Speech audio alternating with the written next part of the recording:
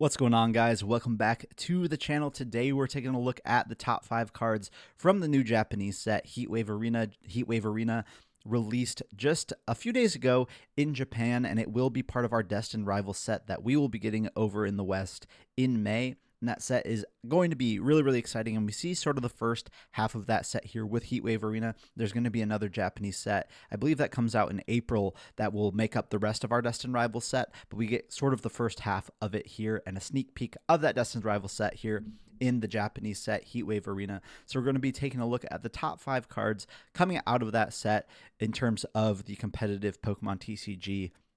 We'll do a rundown of those top 5 and give our insights into those cards and how competitively viable they are. But before we jump into that, don't forget to hit the like button, comment down below what your favorite card from Heatwave Arena is, and then don't forget to hit that subscribe button as well to help us grow this channel.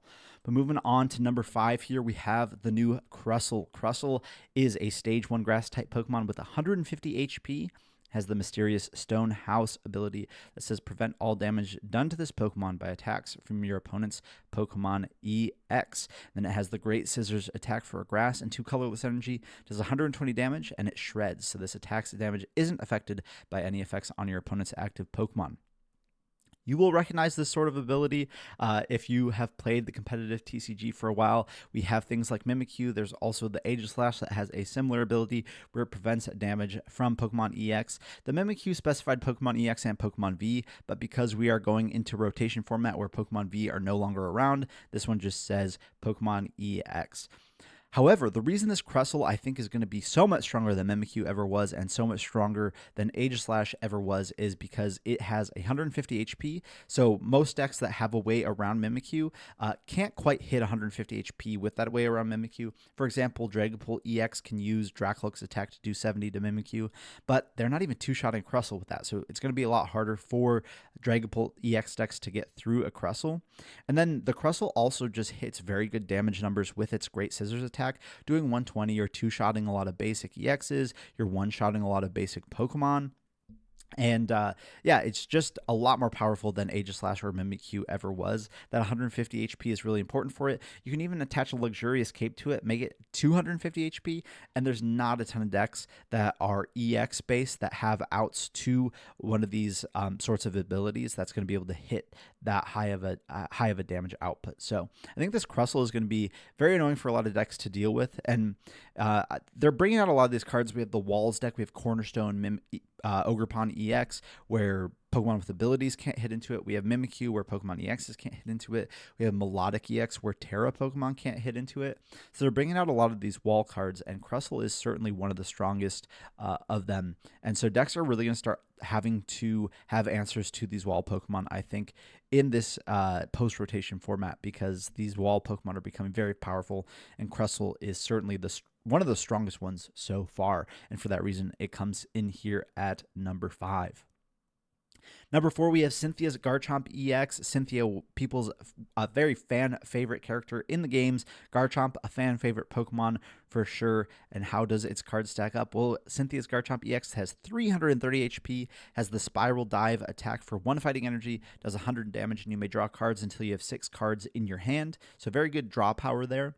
Then it has the Dragon Buster attack for 2 fighting energy, does 260 damage, and then you discard all energy from this Pokemon. So not quite hitting the highest damage numbers here with either of these attacks, and grass weakness can be a little bit scary because things like Teal Mask Ogerpon exist in the format. However, the Dragon Buster attack does discard your energy, and so even though you're weak to grass, a Teal Mask Ogerpon is going to have a tough time OHKOing a Cynthia's Garchomp EX, and it's going to have an even tougher time OHKOing a Cynthia's Garchomp EX if you have the Cynthia's Power Weight attached, where the Cynthia's Pokemon this card is attached to gets 70 more HP. That can make our Garchomp EX have 400 HP. It's going to be a monster. Now, the Cynthia's deck also comes with a few other Pokemon that make it really strong. The Cynthia's Gabite has the King's Call ability. It says once during your turn, you may search your deck for a Cynthia's Pokemon and put it into your hand. You can use multiple of those per turn. So if you have 2 or 3 Gabites in play, you can search out 2 to 3 Cynthia's Pokemon. That's going to just really increase the consistency of this deck.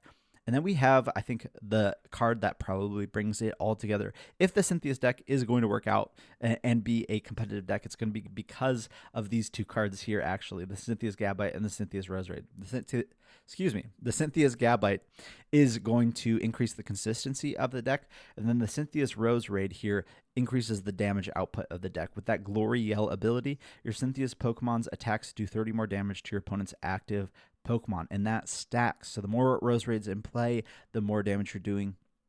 So if we have 2 Rose Raids in play, your Spiral Dive attack is doing 160, and your Dragon Buster attack is doing 320. And I think that's going to be how the Cynthia's deck is going to have to be built, is really leaning into getting as many Rose Raids in play as possible. So your Spiral Dive attack is doing more damage. And because of the Cynthia's power weight, we're really tanky as a Pokemon here. So the damage output is really lackluster on the Garchomp itself, but the Rose Raid, I think, is what's going to bring it all together if it is going to be competitively viable. I think that's a lot to put together for the deck, and a Grass weakness is a little bit tough still because we have another Grass-type Pokemon on this list that is very strong. We already saw the Crustle, which is a Grass-type that Garchomp can't even attack into, and we're going to see another powerful Grass-type Pokemon on this list as well. And so for that reason, Garchomp only comes in at number 4 from Heatwave Arena, but it has a lot of tools that it could potentially be a very powerful deck in the Pokemon TCG. Now, coming in at number 3 is that other Grass-type Pokemon I was alluding to while we were talking about Garchomp, and it is Yanmega EX. This Yanmega EX is a Stage 1 Pokemon with 280 HP, has the Buzz Boost ability that says, once during your turn, when this Pokemon moves from your bench to the active spot, you may search your deck for up to 3 basic leaf energies, 3 basic grass energy, and attach them to this Pokemon. Then shuffle your deck. Great energy acceleration here on the Yanmega EX. And then for 4 energy, 3 grass, and a colorless, has the Jet Cyclone attack, does 210 damage, and then you move 3 energy from this Pokemon to one of your benched Pokemon. So we accelerate the energy into play, and then we move it off of ourselves and protect it on the bench with that Jet Cyclone attack. The Jet Cyclone also hits really important damage numbers. With weakness, it's OHKOing Charizard EX. It's OHKOing Cynthia's Garchomp EX. Without weakness, it's OHKOing Teal Mask Ogerpons and Pheasantippides and Squawkabillies. So very, very powerful card here. Powers itself up with that Buzz Boost attack. And then we have a lot of great things that we might want to move that energy to. For example, first of all, we can use multiple Buzz Boost abilities in a turn. So if we switch into one Yanmega and then Jet Energy into another Yanmega, we can get 6 Grass Energy out of the deck in one turn that way, which is just really, really crazy energy acceleration. And then with that Jet Cyclone attack, we move 3 energy from this Pokemon to one of our benched Pokemon. And that can be a great way to power up different attackers. For example, Iron Hands EX attacks for 3 colorless energy with that Ampy Very Much attack. So it does 120, and then it takes an extra prize card if it knocks out your opponent's active Pokemon. And so we can power up Iron Hands EX with the Yanmega's Jet Cyclone attack. The other card that is really powerful, and I'm sure there's a huge list of cards out there that you would be happy to power up with the Yanmega EX, but another very powerful card that we have is the basic single prize Regigigas with the Jewel Breaker attack for 4 colorless energy, does 100 damage plus 230 more damage if your opponent's active Pokemon is a Terra Pokemon. So just a great 1 prize attacker into Terra Pokemon that we can power up with the Yanmega EX. I think this card has a lot of potential. The questions to be answered are, what are the best things to power up with it when we move that energy back to our benched Pokemon with the Jet Cyclone attack? But certainly the Buzz Boost ability is super strong, and the Jet Cyclone attack itself is just strong enough that it's one-shotting a lot of important Pokemon that I think Yanmega EX is going to be a very strong contender, at least from what we've seen so far from the Destined Rivals set. Now, coming in at number 2, we have a new Shaman, and at first glance, this thing doesn't look like it would be that strong, but it has a great ability, that Flower Curtain ability, prevent all damage done to your benched Pokemon without a rule box by attacks from your opponent's Pokemon.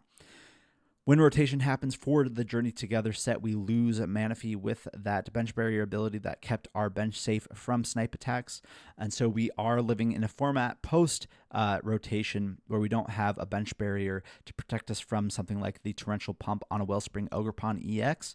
And now when Destined Rivals comes out in May, we will regain that bench protection. But this time it's a little bit different. It's on an 80 HP Pokemon, which means we can't Buddy Poffin to find this Shaman. And it only protects non-rule box Pokemon from that bench damage. So our rule box Pokemon like Pheasantipity, Squawkability, those sorts of things can still be attacked with while they're on the bench, but it will protect our smaller HP basic Pokemon like our GPs, our Charmanders, our Hoot Hoots, those sorts of things will be protected by this Flower Curtain ability. And this is such a strong card, protecting us from that bench damage, which I think could become a menace without that ability. It just is so strong that Shaman is coming in at number 2 here in our Heatwave Arena top 5. But coming in at number 1, we have Ethan's Ho-Oh EX. Ethan's Ho-Oh EX, 230 HP, a fire-type basic Pokemon with the Golden Flame ability. Once during your turn, you may attach up to 2 basic fire energy from your hand to one of your benched Ethan's Pokemon. Then for 4 fire energy, has the Shining Feather attack, does 160, and you heal 50 damage from each of your Pokemon. So probably not going to be used for that attack, but that ability is very, very good, especially when paired with some of the other Ethan's cards that we've gotten in this set. Ethan's Adventure says search your deck for up to 3 in any combination of Ethan's Pokemon and basic fire energy and reveal them and put them into your hand. So we can find our fire energies, attach them to our Pokemon with the Golden Flame ability on the Ethan's Ho-Oh. Then we have Ethan's Magcargo. If this Pokemon has no energy attached, it has no retreat cost. And that's really important because our Golden Flame ability only works to benched Ethan's Pokemon. So we can send up our Ethan's Magcargo and then just retreat it for free as long as there are no energy on it. But the Ethan's Magcargo is also a very strong attacker. It has the Lava Burst attack for 3 fire energy. It says discard up to 5 energy from this Pokemon. This attack does 70 damage for each card you discarded in this way. So up to 350 damage by discarding 5 fire energy from the Ethan's Magcargo. And that's fairly easy to power up. If you have 2 Ethan's Ho-Oh EX in play plus an attached return, you power up Ethan's Magcargo to be doing 350 damage, which is very, very strong on a single prize Pokemon. The other interesting thing is obviously we can only attach to Ethan's Pokemon, but in the Scarlet and Violet base set, we did get this Fire Off Armor Rouge that has the Fire Off ability that says as often as you like during your turn, you may move a fire energy from one of your bench Pokemon to your active Pokemon.